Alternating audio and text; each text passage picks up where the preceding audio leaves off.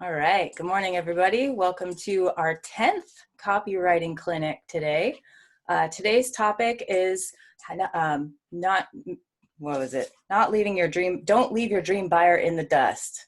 See, I'm still getting my morning tea in me this morning. So today we're going to be talking about really the importance of targeted marketing and honing in on your dream buyer. So we'll talk about segmentation and a couple other things, but this is such an important element of copywriting. It's not something to be overlooked. So we wanted to spend some time presenting on this today. So I will share my screen and we'll look at the handout, and then I'm going to go ahead and hand it off to either Agnieszka or Gabriel, whoever's getting started this morning.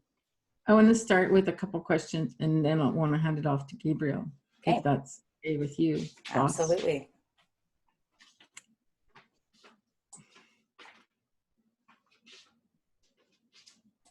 Go for it. I kind of wish that Chris was here, but I don't see him in the audience. But that's all right.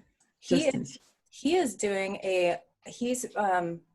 being recorded right now making pancakes from scratch for like a cooking show. So his son is recording him cooking right now.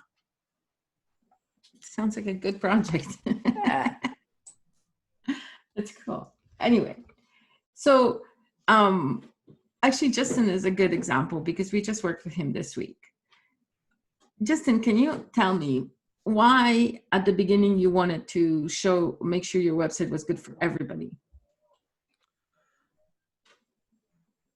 Just so that it would be appealing, so that people could find it and come in and actually feel like it had value. Through talking with you, I definitely was able to see how it was too broad. But why was it too broad? What was the issue with being too broad? I was literally trying to target anybody and everybody that had this problem or service, regardless of whether or not I wanted to work with just any service whatsoever. Right. And so, but it's sometimes like, I mean, for myself years ago, but still, I remember being scared, like, oh no, if I exclude these people, what's going to happen? Willow said to me too, like, what about men? I want to take care of men too. I don't want to just take care of women, but you can still take care of whoever. The thing, if you want to, but the thing is, with a target market, everything is smooth, right? That, and it opened up my thinking as far as who I actually want to go ahead and offer my service to. Yeah. Does anybody else want to mention anything about why it's scary to try to limit the amount of customers that you serve? I've definitely had that experience with building my side business, Authentic Expressions Copywriting. And when building my website, I was at first, well, I still in a way am, casting that wide net, because same thing, like I was like, I didn't want to exclude anybody, or I didn't want to miss anybody. I was scared of like missing out on business. But once you really start thinking about it, like I'm missing out on business that I don't even really want, or that I don't need. So, that really finding out like who are the people that I want to work with and what are the kind of businesses that I want to support. And that's when it's been able to at least slightly start to kind of target some of my marketing. It still needs some work. Willow, do you want to chime in on this topic for a minute? I'm content just to listen and okay. All right, well, why don't we go to Gabriel and his prepared information. Are you ready? All right. Yeah. All right, so good morning, everyone here. We've got some fun stuff here because I think market research is probably one of the most, if not the most important part of writing copy for people. And my argument there, much to the point of what we just discussed, is that selling to everyone ends up selling to nobody. You're not speaking to anybody in particular. You're not reaching them directly. They're not going to be motivated to act. So you go in with a food product and you just think, well, everyone eats food, right? So you start out a message with, hello, potential customer. Are you ready to save hours in the kitchen? So what's wrong with that? Well, first of all, do they feel any personal connection from a greeting like that? Do they feel connected in any way? Did you even stop to ask if these people cook? What point do they have in saving hours in the kitchen if they don't spend any hours in the kitchen, right? So another example, has anyone ever talked to you like you're a kid, you know, like coddling, just assuming you have no knowledge, you know, just someone who reminds you at random on the street corner, you know, don't forget to look both ways before crossing the street. Like, you don't even hear their message because you're beyond what they're speaking to. You're not there. And you'd see a similar case trying to sell that time savings to kids. You know, kids don't care about shaving minutes off their productivity. They're interested in going out and exploring and having fun. So that's one point. But another one is vocabulary. And this one's tricky. Well, it can be tricky depending on your perspective. When I first came in, I was really concerned because in some ways I felt like I was dumbing my message down. But that's not really what's happening. If it's too advanced, then you're going to turn a lot of people off. And the moral of that story is not that you're talking too smart for them necessarily, but the faster that they comprehend your message, the faster you're going to make a connection with these people. And another point on vocabulary, and this is just in general, there's words like maybe, could, should, and might, and those are all weak. There's no conviction. So if you don't have conviction, they're not going to have it either. And another important point here when talking to a customer is voice. So if you're not excited, they're not going to be excited either in general. But if you're not excited about what excites them, then you're not connecting with their excitement. You're not tapping into their drive. And another point is, if you're not interesting, then they're not interested. And if you're presenting information that's beneath them or that is of no value to them, there's no reason for them to read any further. And if your voice isn't passionate, then there's no reason for them to care. They're not invested, and they probably won't be until they see a message that speaks to them a little more clearly. So another important thing to consider here is something, sort of an old school of thought that doesn't exactly get as much play as it should these days, but it's active literacy. And active literacy just means speaking to people on their level. Are you speaking to their needs? Are you speaking to their perspective? So if they're someone who is passionate about wearing their mask, then you're not going to get anywhere by being dismissive of people that wear masks. And if you're using trade language that isn't familiar to them, they're not going to know what you're talking about. If they have to do a lot of research to understand your message, they're probably not going to get your message. So example of that is industry terms. If you're using industry terms like ROI to people who aren't interested in management or returns on investment, they're probably not going to know what that means. And you might as well be using medical jargon to sell farm equipment to farmers. It's not going to land. It's not going to speak to them. But another important thing to note is making an emotional connection. And you need to know what they're emotional about, what drives them, and what motivates them in their emotional context. So if you're excited about things that they don't care about, they're not going to care. You're not going to sell someone on a video game controller talking about Fortnite if they don't have any interest in playing video games. And on the same coin, if you're dismissive of the things that are important to them, then you're going to turn them off right away. For example, someone who's passionate about free speech, you're not going to get anywhere by saying, oh, he said this, he spoke his mind, he needs to be removed. you're not reaching these people because that's not their interest. That they're not emotionally connected to that because they don't have an interest in removing someone for speaking their mind. That's not where they're at. And another element that's important here is homing in on who you want to work with. So you're going to have a hard time motivating people that just aren't motivated.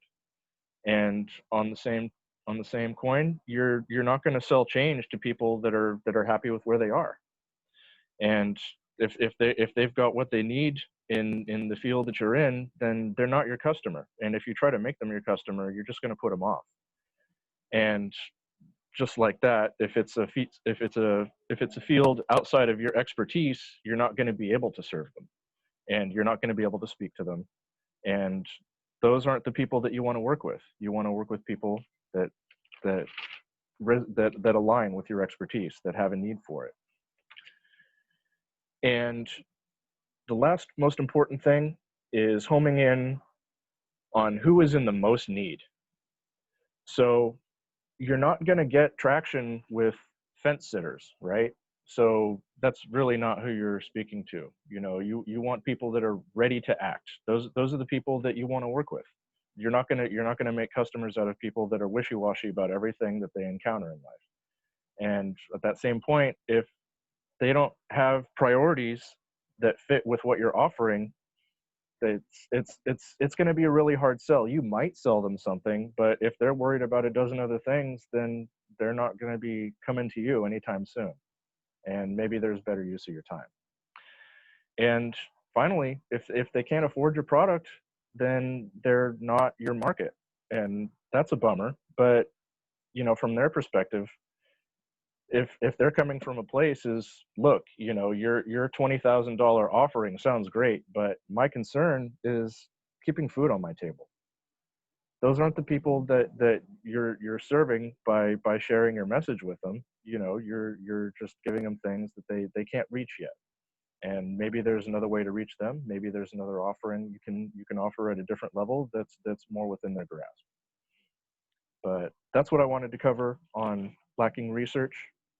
Because if you don't have the research, you don't have your market. And if you're selling to everyone, you're selling to nobody. Thank you, Gabriel. That was awesome. I was even taking notes while you were talking. I really, really enjoyed the way that you painted that. Very nice work. Thank you. Yeah. That means a lot. Thank you.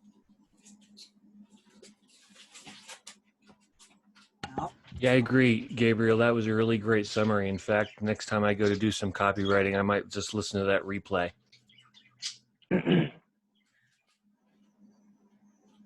I love it. That's perfect. Awesome. And I also wrote an evaluation, Toastmaster style. I'll share with you later. Oh, I'd love to hear that. Thank you. I appreciate it. Nice. All right. Well, so where here are we at now, Agnieszka? You're muted. That's the quote from 2020. 2020 quote of the year. I think that Gabriel covered pretty much all of it, but it was a nice summary. So we should dig deeper into every section because he's kind of touched on those. I was looking at the outline when he was speaking. I'm like, whoa, he's touching all the elements. He's got everything there. But that's cool. It's all good because that way we can now, you know, explore deeper in what he was saying. And Chris has joined us. So perfect. All right. So why don't we get some discussion going? Like after listening to Gabriel's presentation, what do you guys think? Why is it important to have a really tight target market? Somebody who hasn't chimed up this morning. Tim, I'm calling on you. Why do you always call on me? I like you. Yeah, I mean, it's like anything. If you try to boil the ocean, you're going to run out of steam pretty fast. So if you have a specific person that you're speaking to, let's say that you meet somebody for the first time, you try to get an idea of what type of a person they are and what they might be interested in. If you just give them, a generic blanket of octopus ink, then you're not going to get a really good response. You have to target your discussion and your hone in on kind of the topics that they might be interested in. Then you can build a relationship and start to create that trust that you need in order to do business. It's such a great visual. The octopus ink going into the ocean and dissolving. Yes. And disappearing into nothing. Well, and the other thing that came to mind was speaking down to people is a way to turn them off immediately. And it's sometimes very useful, like a creepy guy's hitting on you. Awesome. Yeah, or it causes people to turn off the news, which is really good when they're immediately spoken down to. But then you also don't want to try to speak above your level, because then you're out of integrity. So you want to be congruent with where you are and where your customer is, or your potential customer is. And you can operate around the edges of that, but you don't want to tread into territory that gets you out of integrity.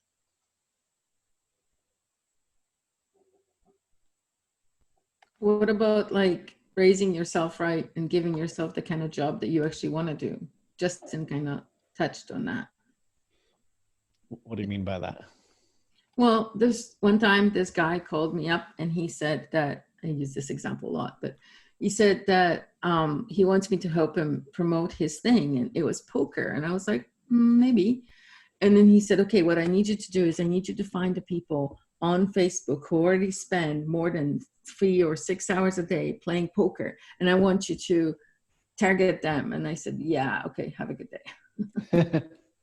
Because that's not the game. It's not about the game. It's about addiction, and it's about feeding something that's unhealthy for these people and making it even more unhealthy. I can't stand behind that. Yeah, well, it definitely helps to choose a product that you feel like you can sell, and also that you have a connection to. And, in a way that, the media is trying to sell addiction to all of us, and trying to understand that, it's maybe is the first way to avoid it, number one, and then to avoid trying to engender that in your customers as well. Yeah. Anybody else? New conclusions for your own business? I'll just say that I really liked that definition of active literacy. I don't know if I had a definition of active literacy, but when I look it up, I don't find that particular definition. Speaking to people on their level from their perspective. Gabriel, where did you get that definition from? I want to say that some of it was part of listening to John Taylor Gatto, and some of it was looking into sort of classical education, and it came up as just a say topic. it's an original.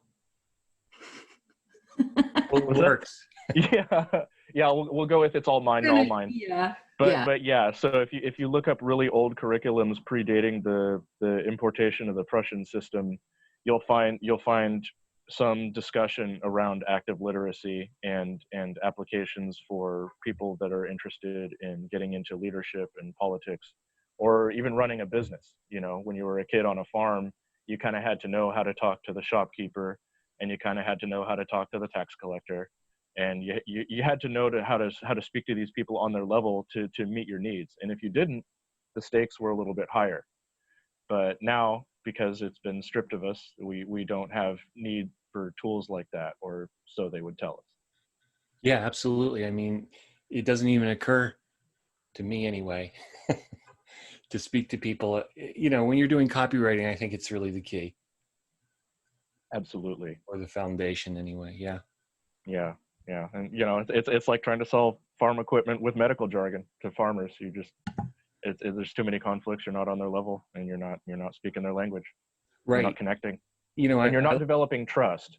And right. that's I think the theme around all of this is you don't have trust if you're not speaking to their needs. Totally. So if you don't pay attention to the customer, you run the risk of eating the husk on a tamale at the county fair. I haven't heard that, but I like it. That was George Bush famously tried to eat the husk off the tamale at the Nice. fair. So he didn't understand what he was eating. I wish that surprised me. Hey, that is a common mistake when it comes to the first time you eat a tamale. It's from Massachusetts. Yeah, especially for Northerners. And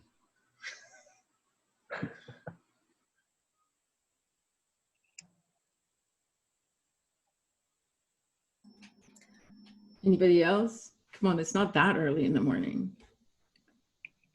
Go ahead, Kara. I was just thinking oh. No, please go ahead. Do you mind? I came in late, so what was this about? Because I thought I might have had something, but I wasn't sure if it was the right time. You mind? What do you mean? What was this about? This little segment. Ideal You were asking- client. Ideal clients. Honing in on the ideal client as opposed to just letting the, as Tim eloquently put, octopus ink saturate the sea, but you don't have enough octopus ink. All right. Well, mine's a little bit different. So, all right, I'll cede the attention. Thank you, everybody. You know, there's a couple of angles to this too. You know, if you're just thinking about this in terms of your own business and your own industry, you really just, then you've got like kind of one place to focus on, really just honing in on that target market, on who is your dream buyer, who do you want to work with. So then on another angle, if you decide to get into professional copywriting, and then you're working with several different clients at the same time, this gets really important because you really have to find the voice for each client that you're working with. Their audiences are going to be different. The language that you use is going to be different. How you speak to them, it's all going to be different. And so this is really why we wanted to spend some time on this, because it's so important on both sides of the spectrum with that.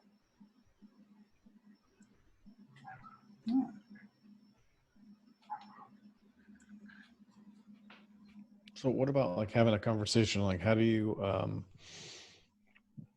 draw people into the conversation and then maintain that relationship?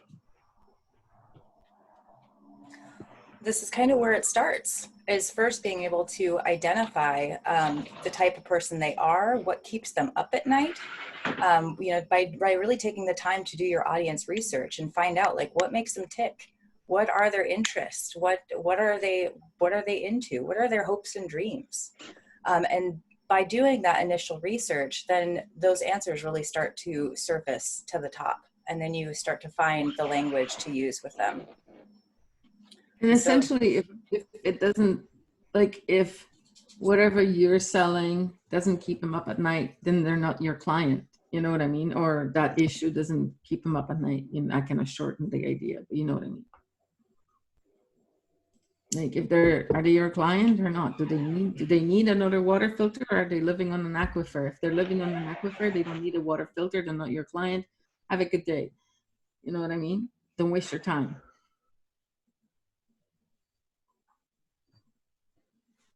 You mind if I share something I'm doing at the moment, and maybe this might help in regard to what I'm trying to get with my particular situation? I'm doing the preparation for the first week of my ethical emergence course. So I'm really trying to, kind of introduce this in a way that really delivers the value, because what I want to promise to people is that they double their productivity, but also I want a couple commitments. I want to qualify the people that I'm working with. So I'm absolutely seeking out the person I want to work with. But once I get to them and I get them to agree to the money, I also want to agree to something a bit more. I want 2 more commitments. And that is, a commitment to the truth. So wherever this goes, you know, we're gonna stick with the truth and a commitment to you know, the 3 hours of time that I'm asking for each week. And you know, I was thinking about that and the themes that I've got to introduce this, because it's really 4 themes that go through this 12 weeks. And it's, you know, it's delivering the productivity, understanding how to deliver the productivity. But once I get people to agree to all of that, I tell them I can do better, because I'm not actually going for 2 times, I'm going for 3. And I think I've got a way to actually demonstrate that people will absolutely grasp in 12 weeks. So, you know, I've got like 3 people that I want to talk to for the 2 last spots. And I've got my CEO, my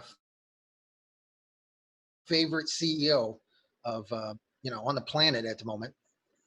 He's non-committal, you know, he's kind of said yes, he's kind of said no, and he doesn't know. And so, like, of those 4 people, I need 3 of them, but I need to, you know, I need to word it in a way that gets them the information to say yes. So I think that what you're looking for is the same thing. It's actually the same thing. It's a hook, right? You need to hook them. So whether it's a personal conversation or an email or a website or whatever, you need to give them an emotional reason to continue forward. So it sounds like with your CEO, the reason wasn't emotional enough for him to respond. Yeah. So like double the productivity or triple the productivity isn't enough emotional draw. Maybe it sounds hokey. Maybe it sounds unrealistic. Well, because that could also mean like 3 times your money. But doesn't everybody say double your productivity? Da, da, da, da, da. Just eat Fruit Loops for breakfast and your productivity will double. Yeah. It's just a random example. But if there's 4 key pieces of information that I'm going to deliver to you, that essentially once you understand, those are going to double your productivity. That's like something, you know, that the customer doesn't know, and you're not giving them enough of an emotional reason to find out, I think. Yeah. For example, why are you increasing their productivity? Is it is it to increase their leisure time? Is it well, I mean, it could get be that. more done? But, yeah. So but like this, if you're doing 8 in, hours of work, I want to show you how to do that work in 4 hours. So if that appeals to you, yeah. I think that speaks higher. I think that speaks higher. Exactly. Yeah. You're speaking more to their motivation and reaching inside a little bit more deeply than something, because, you know, doubling your productivity is it seems like another attempt at, you know, casting that wide net, you know, selling to everyone and ending up selling to nobody. But if you clearly identify specific needs that your target has, then you're going to speak to those, and that's going to get you more engagement for sure. Yeah. And I'm a lazy person. Sorry, go ahead. I have a potential exercise. So when I hear the words double your productivity, I think of that in my mind as a feature.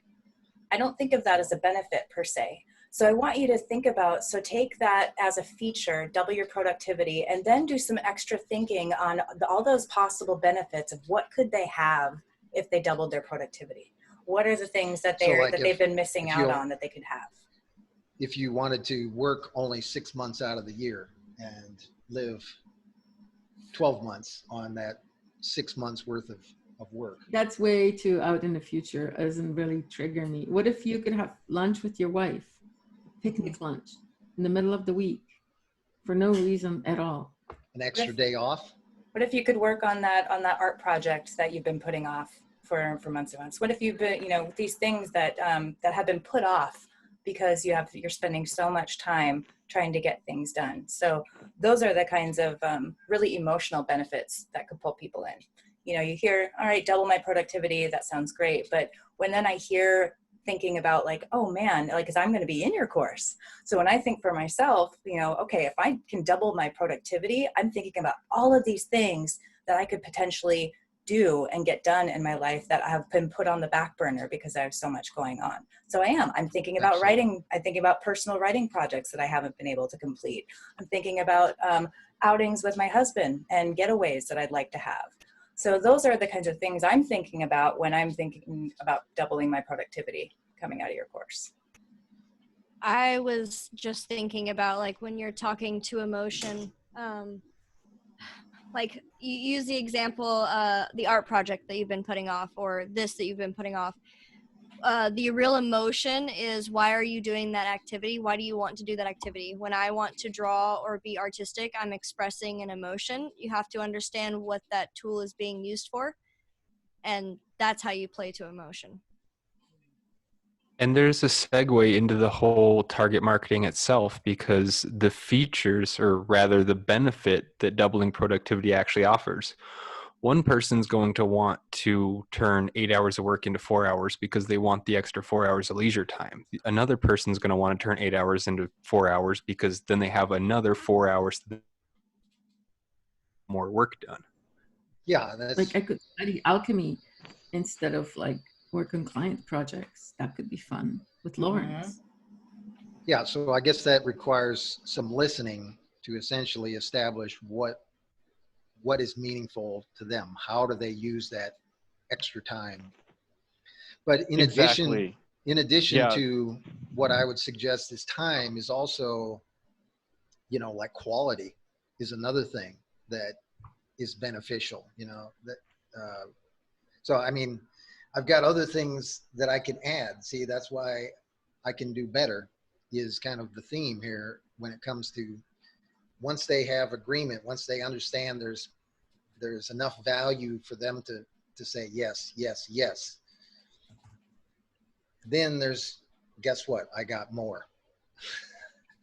Yeah, and the doubling your productivity is half of the bridge, right? Half the bridge is your product and what you have to offer, but the other half of that bridge, for someone to reach you and take you up on that offer, is speaking to their needs directly. And to Kara's point, it really is a features versus benefits. Feature being doubling your productivity, benefits being what they could do with that productivity or outside of that productivity time. Yeah. And notice every time you say double your productivity, my nose does this. Have you seen that? Have you noticed that? I did notice Every that. single time. You did notice Well, that? Justin understands me. No, yeah, and maybe so, but when you're talking to somebody on the phone and their nose does this, you need to change gears. Okay. Because that's a keep that in fuck mind. you, or like, oh, bullshit, or something like that. Like, that's like not landing with me, that especially pulling You're the trying to sell emeralds to a pearl. Yeah. Yeah. Understood.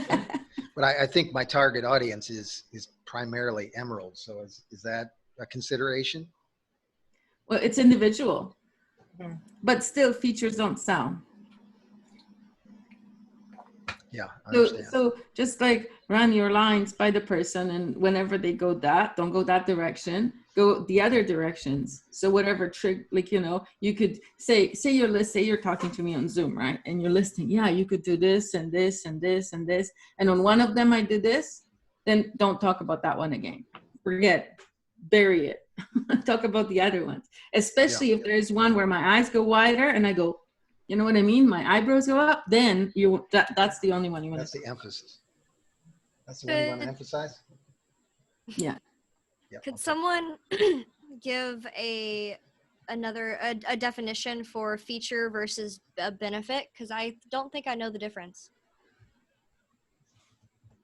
Yeah. So in this case, the feature is the increasing your productivity. It's, you know, that's a valuable thing, but it doesn't necessarily speak to on an individual level to people that have specific needs for that. You're touching on the surface, but you're not speaking to what that change can bring to their life. You know, to the point of to the point of what does productivity mean? Does productivity mean they're going to have more time to work on their art project, or does productivity mean that they're going to have, to Justin's point, that they're going to have another 4 hours of work that they can get done in a day because they knocked out the other 8 in the first 4? Okay, thank you. Well, let me also add that doubling productivity is what you gave me the discovery of. I can have, like, there's a thing called a project manager's triangle: time it takes, budget, how much it costs, and the quality that is delivered. They say that you can only get two of those 3. You can't get all 3, but you can if you increase productivity. And so all those 3 things lead to the difference between,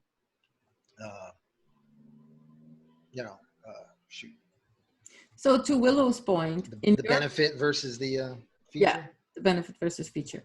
So to Willow's point, in your business, the way it would look is your features would be tackle trauma in 3 weeks, or get a handle on your emotions, or whatever. That might be a feature, but a benefit would be free yourself from the looming, darkness of PTSD, and breathe again, and interact with people freely again, like you used to, or something like that. You know what I mean? Like creating the benefits that will come out of the feature that you're presenting.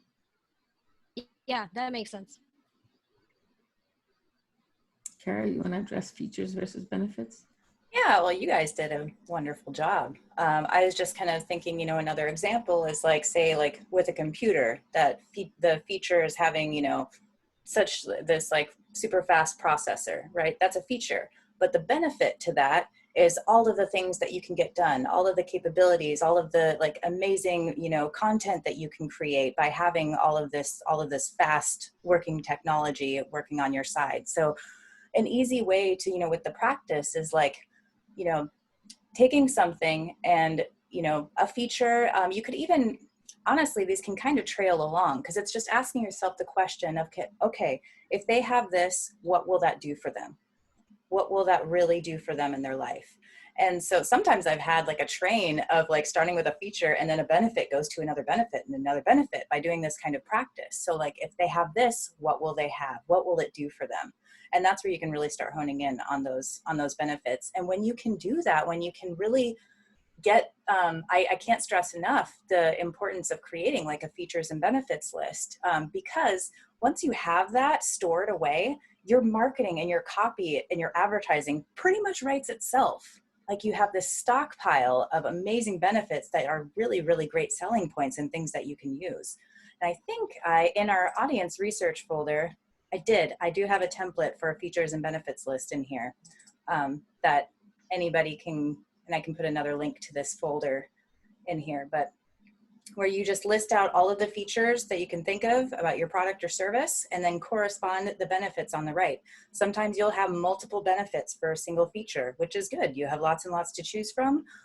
This will also then really help getting more into that targeted marketing and the type of people that you want to speak to. I hope that helps. Well, just let me restate that, if you don't mind, just to make sure I understood what you just said. Please. But to me, it sounded like you said that you want to identify the benefits that speak to your ideal customers' needs the greatest. Yes, absolutely. And you do that with your audience research. A way to differentiate the features and benefits. I'd had an example in my head as I listened to all of your examples. It's a little bit different. So the simplicity is, Agnieszka uses a Yeti microphone, and on the microphone, there's a feature of a mute button. Now that one feature has many benefits. She could use it to prevent her from going to the group, right? And everyone getting COVID. She could use it because there's a dog barking outside. She could use it because she wants to say something snooty to Eric and make fun of me. She could use it for a variety of reasons. So that one feature lends itself to many benefits. And the key is which benefit matters to the person that you're talking to, right?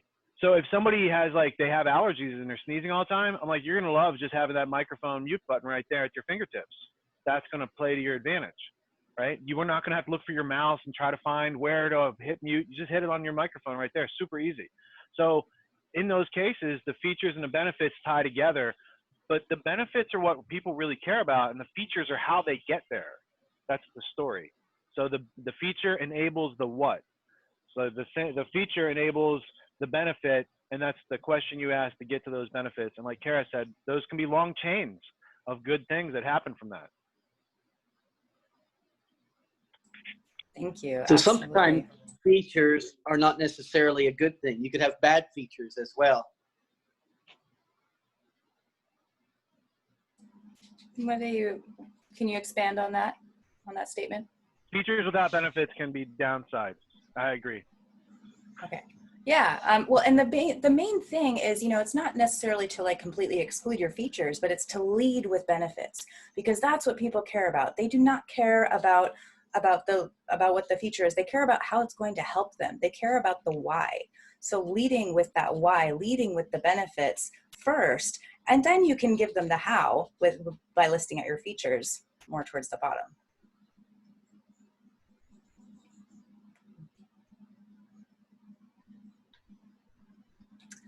The 20-hour work week. Willow, that was an excellent question. It's something I had not thought of, features versus benefits. So I'm glad you brought that up. Well, as soon as Kara made the comment about it's like a computer, it just like clicked in my head. I was like, oh, yep, I get it. I get how features are on computers, and then you can do a lot of things with those features, which makes those the benefit. That was a perfect analogy. Yeah, so in that analogy, it's the programs that they want to use that makes it the computer worth the money for them. It's why they want to use those programs. Exactly. It's seeing lovely faces. Or maybe they're just tired of seeing the spinning wheel. Is that what your computer doing? I don't know what you mean. Makes the spinning wheel go faster. How about that one? It doubles the speed of the spinning wheel. No emotional connection unless your Gabriel has seen too much of the spinning wheel. Then he's got a lot of emotion. Like, I know. Agnieszka, would you like to speak on vision and mission for a moment? Sure. I think let me just start. Vision and mission are one of the most important things that a business could have, because they inform every single action of the business. So say, Willow, do you know what your vision and mission is? Negative. Okay. Willow's vision would be something like eliminating trauma in the world, right? And her mission, I'm just kind of paraphrasing, guessing, because I know what her business is about, but she said negative. And her mission would be working with one person at a time to correct and eliminate negative effects of trauma, right? So say that's her vision and mission. Now, if that's her vision and mission, then every time she speaks to a customer, her goal is to eliminate negative effects of trauma. Whether it's a 5-minute conversation or a 10-hour session, it's still, the goal is the same. When she writes an email, it's to eliminate sources of or effects of trauma. When she writes a website, so every single thing that she does from that moment on, when she's identified her mission, is informed by that mission. So she'll never say, hey, come to me and have a session on how to write a book, unless that book has to specifically do with eliminating trauma, because her mission is to eliminate trauma in the world. And that was just an example. But that way, in autonomy, our vision to make the world a better place and blanket it with light and go in the light direction and all of that, those are the things that motivate us to do whatever we do in autonomy. Right, Richard? He can't find it. We have fear when our freedoms are in jeopardy. All of our fears are tied to our freedoms. So if we want less fear, we have to embolden our freedoms, and we do that through learning. And everybody that I've ever talked to has the ability to learn. It's whether or not they want to learn. So is that our mission? Or I mean, our vision? Embolden. Find the people who want to learn, help them learn constructive things to meet their goals. Yeah. And we've taken it as far as poetry now. Yeah, in a freedom-based framework. Non-aggression, physical and mental self-defense. It's on my koozie right here in my seltzer can. It says intellectual self-defense, physical self-defense, non-aggression, and in the middle you find freedom.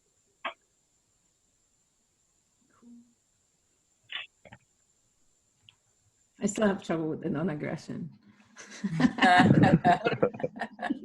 It means you don't initiate violence, admitting your intellectual bankruptcy from your lack of reason.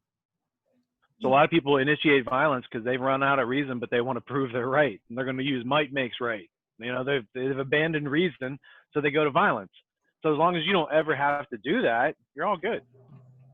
You can use force against people that are going to use force to take away your freedom. That's totally within the Constitution. Can I use force towards people to push them into the light, like a swift kick in the ass? No. Would you like that? Where's the golden rule? I would like that somehow. That's why I work with Michael.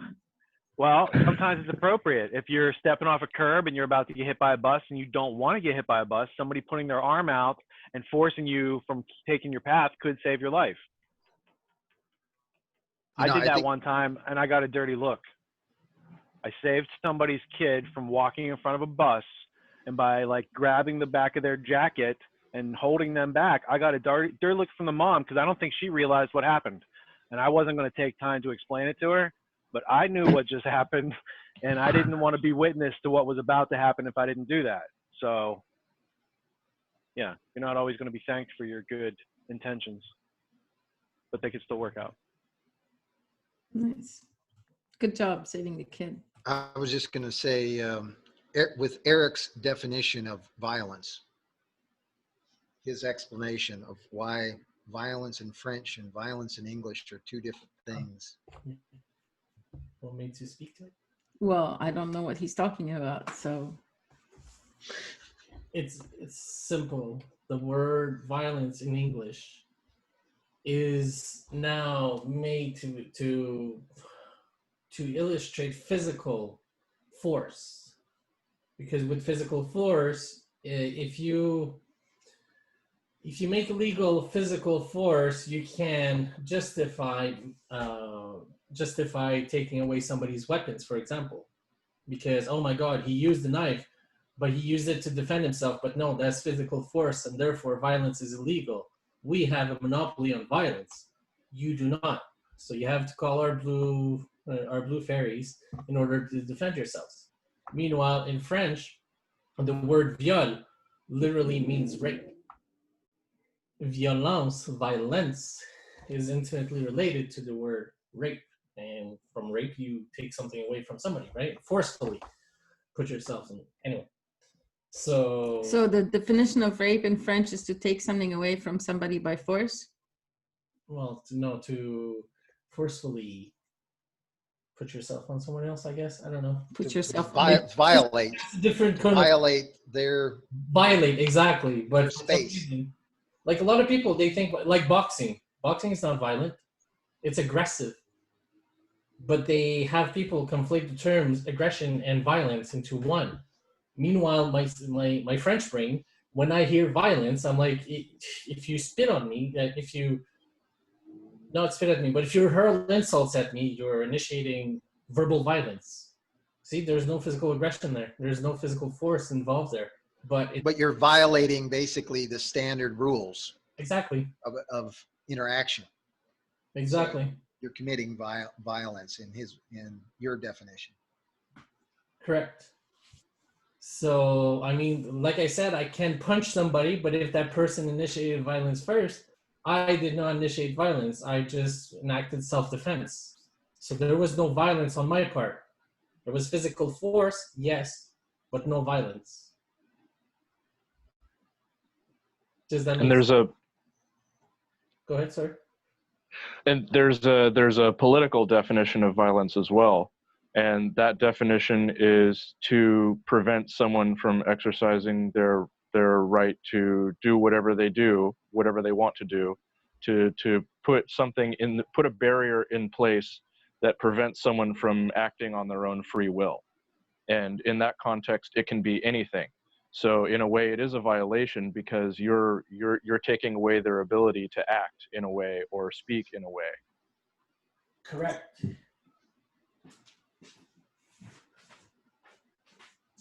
All right. Nice. I'm going to bring it back into our topic here. I was going to say, this is a very well-rounded clinic. I like it. You know, we're going in some different directions, and I'm going to bring us back now. So Gabriel, I think, did a really good job of illustrating target market demographics, and as well as like thinking about like, what is your target market used to seeing? What kind of content are they interested in? If they're, you know, if you're marketing to teenagers, you're going to be marketing on a place like TikTok and Facebook. You're going to go on these social media platforms, and they're used to seeing, their attention span's a little smaller, right? You know, they also have, in some ways, when it comes to, at least in a marketing sense, the younger generation does have a decent bullshit detector, just when it comes to like marketing. Not in some other areas, but when it comes to like marketing, they can really kind of see when they're trying to be sold to. So they're used to being entertained. They're used to visuals. They're used to, you know, these kinds of things that capture their attention. Where again, then where you go on the other side of the spectrum and you're speaking to emeralds, you're speaking to people in more of like a technological sphere. You're going to have a lot less visuals. You're going to have a lot more emeraldy language. So these kinds of things, it's really asking, what are they used to seeing? Anything to add on the honing in section, Agnieszka? Yes. I think that it's really important to think about, where do your customers hang out, like on the internet or in real life, and what they're really used to seeing, because it's easy to see that, oh, teenagers like, you know, cartoonish stuff and lots of entertainment, tiny little bits of text interspaced with lots of images. That's really easy to understand. But trying to figure out how to market differently to women under 30 and over 30, you know what I mean? Those can be slight nuances that are much more subtle, and their motivations and their priorities in life may be different. And also then the other challenge is that, for example, say, yeah, you're marketing to women who are 29. A lot of women in their 40s will still react positively to that marketing if their maturity level is at that level. So then you're marketing essentially to anybody with a maturity level under 30, as opposed to anybody who is physically under 30, which can be tricky, right? Yeah, and I am, just to let everybody know, I do have a tool that is going to help you with this aspect of figuring out what they're used to seeing, and you know, really bringing your audience research to life. So little teaser there, that is coming in a little bit here. Let's talk about segmentation. I just cut, okay. I thought I heard someone start speaking. I think your internet is cutting out a tiny bit, but you're good. Okay. Well, and then if there's weird little clicking sounds in the background, it's because my husband's playing video games across the room. So it's the buttons. So Eric's writing kind of a novel right next to him. I'm writing. Fine. He's writing some freaking thing. Daily commitment. Fine. Nice. Yes. Keep going, Eric. So segmentation. So it's very possible that you will have multiple audiences that you need to speak to. It's not necessarily that there's one single demographic for every service. So this is where segmentation comes in, because, you know, and this could be, I'm wondering if maybe this is coming up for some people in the room right now, of just thinking, well, I have multiple different kinds of people that I think would be interested in my service. So that's great. But how you market to them is going to be completely different. I have, for example, we have a Test Drive Your Future that we're working on advertising and launching for them right now. So you have two different audiences. You have the parents and you have the students. how we speak to both to those audiences is completely different. So we've segmented their landing page, we segmented their email list. So all of the messages that are going out are targeted to those two different audiences. With Convergent Wealth, with Homer's business, again, we have two really distinct audiences. We have one, a high net worth individual that all of their liquid capital is all tied up into their business. And then you have others that they have liquid capital outside of their business. So their hopes and dreams and pains and fears are completely different. The things that, the person that everything is tied up into their business, they're just trying to find a way to manage it all. They're trying to maybe think about a way of exiting in the future and having some more time to spend with family. Whereas someone on the other end of the spectrum that they've got liquid capital to spend, they're thinking about investments. They're thinking about setting up their family and their legacy. There's just a lot of different differentiations between them. And so how we speak to those different audiences is very, very important. So we've done, I've done Halo audience research for that spreadsheet that I presented on a while back. I've done, multiple Halo spreadsheets for one client because they have multiple different audiences. So it's not to say that you're going to be necessarily honing in on one exact dream buyer, but there could be a couple of audiences that fit into that top of the pyramid, that top 4% of those people that are ready to buy. I hope that came across legibly and clear.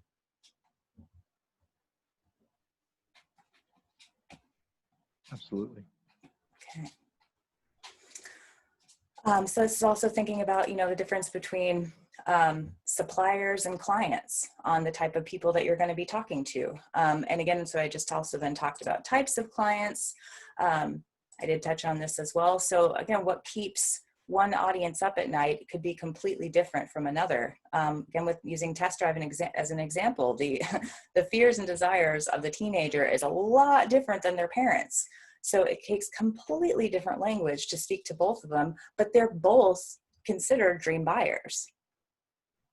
And so then this kind of leads into this last little point here of why targeted marketing is really scary to entrepreneurs.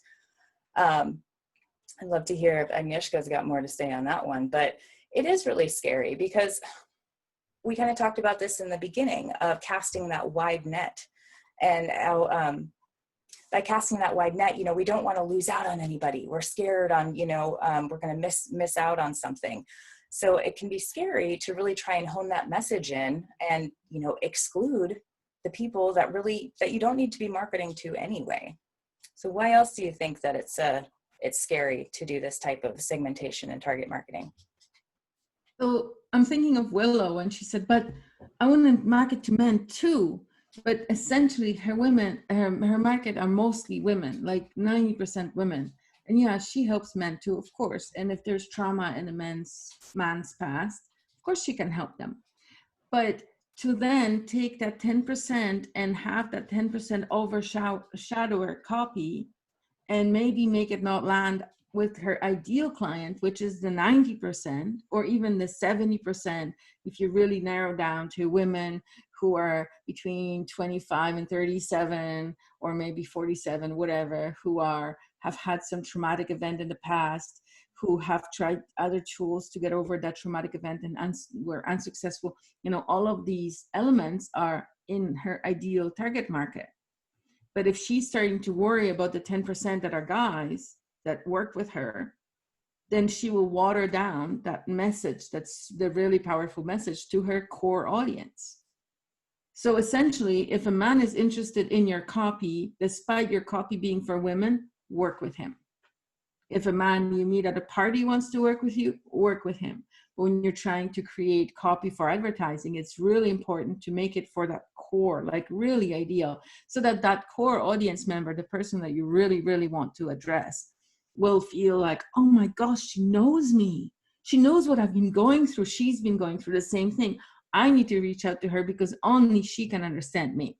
That kind of a reaction, instant recognition. And it's a heart level recognition to see, oh, she knows what I'm talking about.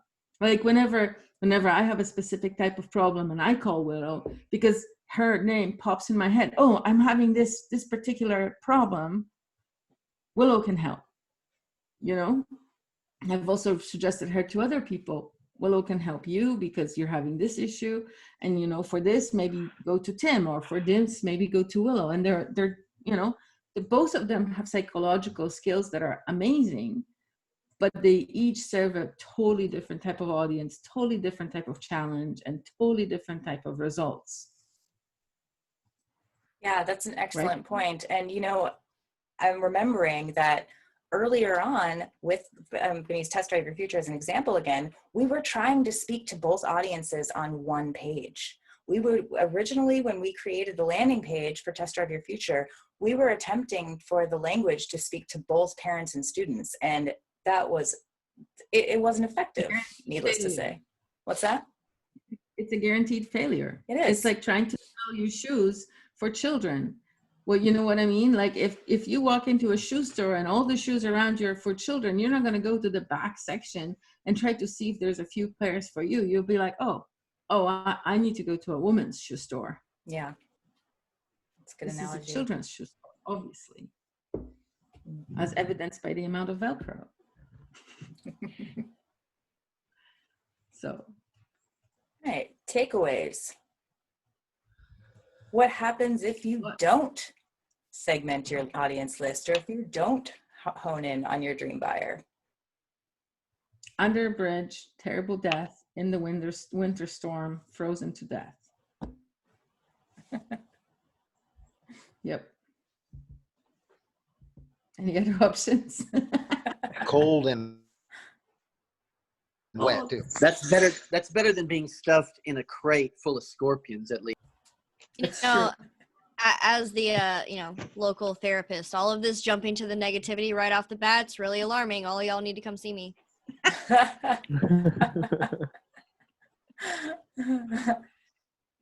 I'm waiting for Tim to rebut. I'm listening. Well, and we just kind of touched on this about how you can make more money if you do. Again, like trying to speak to multiple audiences and watering down your message and trying to put it all in, all your eggs in one basket, you're losing out on all of your ideal clients right there. You're losing out on business. The squid ink alone will drown your company. You know, the amount of money you have to spend on squid ink to like color the whole sea, it's a losing battle. So this is where you get to all of the, so back when, I can't remember which, I think it was number 3 of the copywriting clinics, and know your audience, when we went into the Halo audience research and identifying your dream buyer, the 9 questions to identify your dream buyer. So I have a worksheet for you guys that I put into, I have a link for it on the handout, but in the audience research folder, I added this. Now this is one of Sabri Subi's creations, and I decided to share this original document because every single thing that is on this worksheet is also in his book. I highly encourage, as I'm going to pretty much every week, I highly encourage everybody to get your copy of the book. It is available in the Book Depot and Autonomy, but you know what? It's also free if you just pay for shipping. So get your copy. I've got mine right here. I'm going to do that plug every week, but this is a fantastic worksheet. Requisite. Which one? It should, yeah. It's in the Book Depot. She just said that. Go back to what you were doing. Right.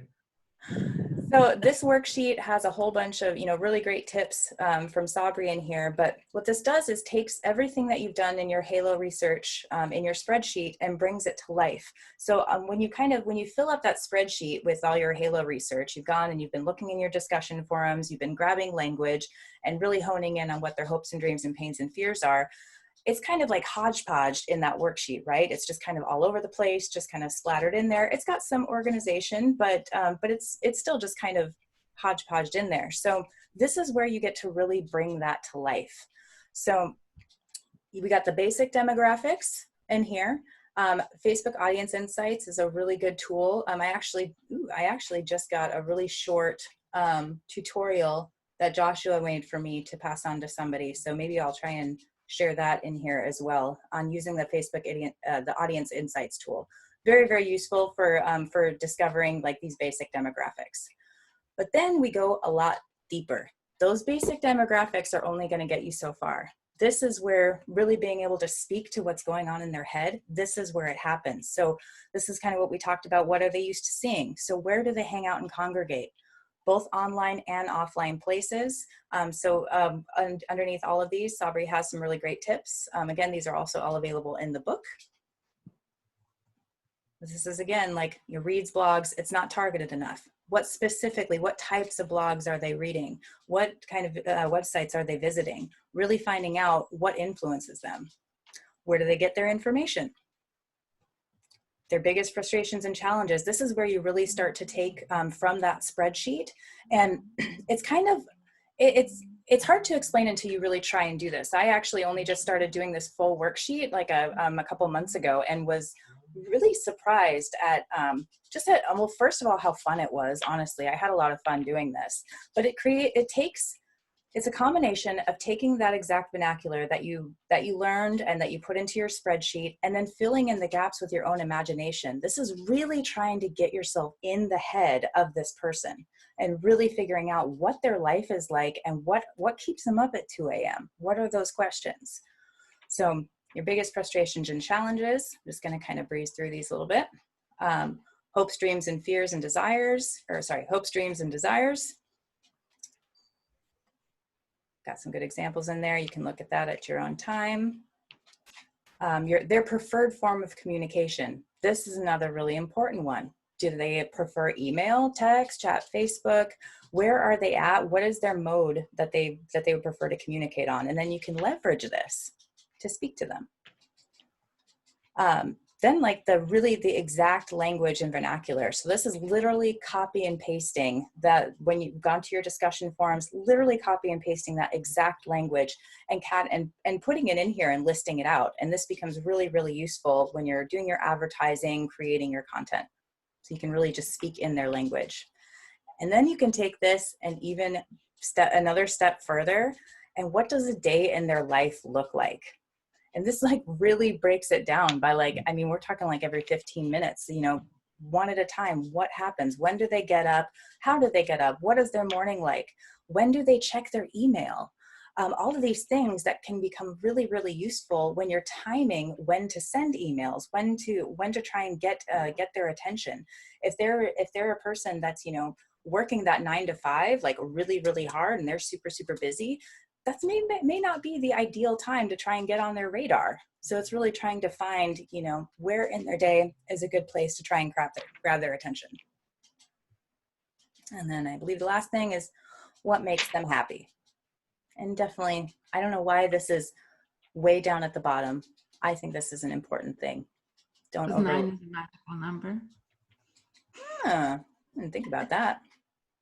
And then the end result is like taking everything that you've just worked on above and creating a summary paragraph of your findings. Again, he's got some really great examples in here, got some action points down here at the bottom. So I highly encourage you to download your own copy of this and keep it and work on this. This is a really, really valuable step to take. 4%, that's crazy. Identify the 20% of customers and account for 80% of your sales, and then identify the 4%. So when we were talking about like 90% women, 10% men for Willow, men wouldn't even register when you narrow it down to 4%. Mm-hmm. Sorry, guys. Mm-hmm. And I think that's a good point to say too. Is let's touch on this because we talked about this in our meeting yesterday. It's not as if so you're focused, your message, you want to focus into that 4%, but that's not to say that you're not also speaking to people in the outer circle of that 4%. We talked about this a little bit yesterday. Do you have anything to add to that, Agnieszka?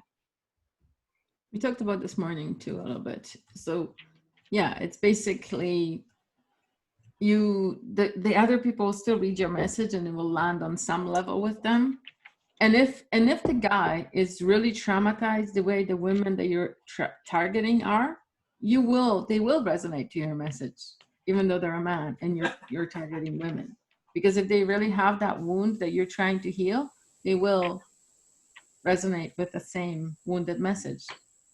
Same with, you know, Justin, they really need that environmental support for their venture or their thing. Yeah, they will resonate with your message. Absolutely. Thank you. Just to recap what is in this folder. So we do have the, maybe I'll put like the main, I have a Copywriting Clinic folder that is shareable for everybody. And so we have a folder for audience research. There's when we did landing pages, I've got our landing page outline in here. All the handouts that have been created for these clinics. And this folder is just when we have, especially this is useful when we do feedback sessions, is having a folder where you can put things that you would like us to take a look at. But within that, in the audience research folder, just to kind of recap from before, I did include the handout from that audience research presentation. We have a Dream Buyer Avatar worksheet, but then we also have, I mentioned the features and benefits, and then I have this copy of the Halo spreadsheet, kind of a mock version that I created. So again, use these resources. I created these for you. Grab your copies of these and put them to work. They're very, very, very useful. We use these for every single client that comes into Autonomy Unlimited. It's very, very effective. So I just can't stress enough for people to really take the time to do these steps. Oh, he didn't see me blowing a kiss. And yes, Michael.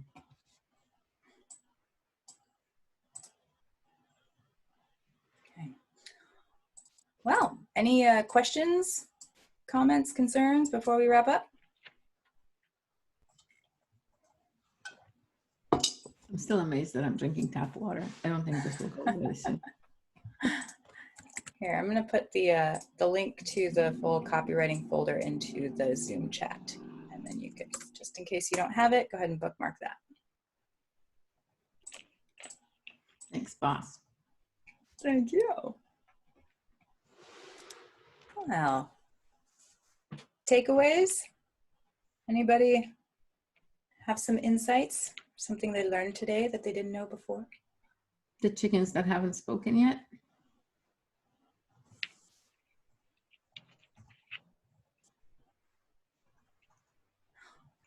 It's deafening. The silence. So just all your minds are just blown right now. You just can't even take it. Or maybe.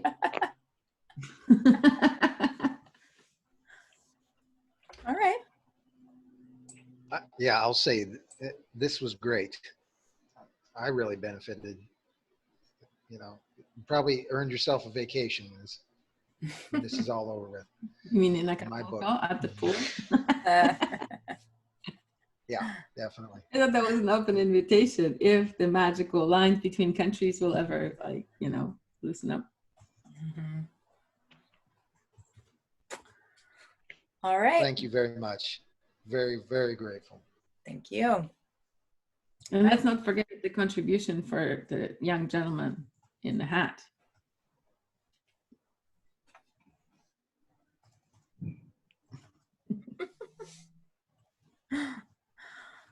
Okay, well, we can go ahead and call that a day. This evening is the open mic, right? For the Poetry. For poetry. I think I might read something. We're all good anarchists. No one signed up on the spreadsheet. I don't know. I didn't check this morning, actually. Let's see. I'm going to try and come. I'll tell you that much. Well, yeah. I don't know if I'm going to all present probably it, but I'm are. going to be there. We all probably are, but I just found it funny that yesterday there was nothing on the sheet. Where is his link? What's with these announcements? I wish that Dustin would do a teaching thing so that everybody knows. Oh, I'm still looking for a word that rhymes with Agnieszka so I can write a poem about her. Well, if you shorten it to Agni, you can say ignite. No, not quite. Who's Anaconda Bukowski? I'm willing to bet that that's Chris. Because, you know, like Charles Bukowski, but Anaconda.